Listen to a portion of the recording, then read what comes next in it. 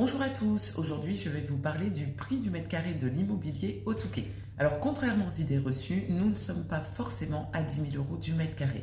Nous avons une fluctuation de prix qui va dépendre notamment du secteur géographique, ça c'est on va dire le premier critère, mais pas seulement.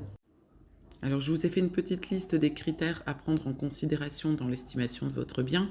On l'a dit, le secteur géographique, mais également l'état général de votre appartement, l'exposition du bien, si le bien possède un balcon, une terrasse ou un jardin, mais également le standing de l'immeuble, si l'immeuble comporte un ascenseur ou pas, la présence de dépendances, de caves, de garages ou de places de parking, etc., etc. Tout ce qui fait que ça va donner une valeur en plus ou en moins pour votre appartement ou pour votre maison.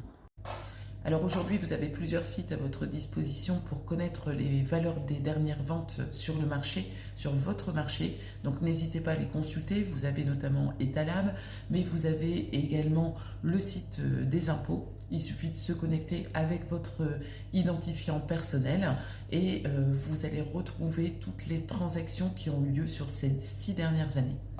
Ces sites vont vous permettre d'avoir une première idée de la valeur de votre bien, mais ils ne sont pas suffisants car ils ne permettent pas de savoir dans quel état se trouvait le bien lors de la vente. Cette base de données ne nous donne les prix que 6 mois en arrière, ce ne sont pas les prix actuels.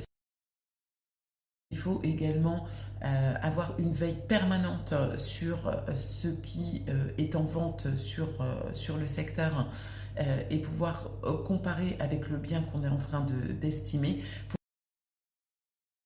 La détermination de la valeur du bien, c'est la phase la plus importante dans la commercialisation. Si vous vous trompez sur la valeur du bien, que vous lui donnez une valeur excessive par rapport au marché, votre bien va être complètement délaissé par les acquéreurs et vous allez passer à côté d'une vente. Alors attention aussi aux sites qui vous proposent une estimation en ligne de votre bien. Moi, ce que je vous conseille, c'est de vous rapprocher de votre agent immobilier, celui en qui vous avez confiance, celui avec qui vous avez déjà réalisé des transactions, parce que lui seul connaît la valeur marché de votre bien.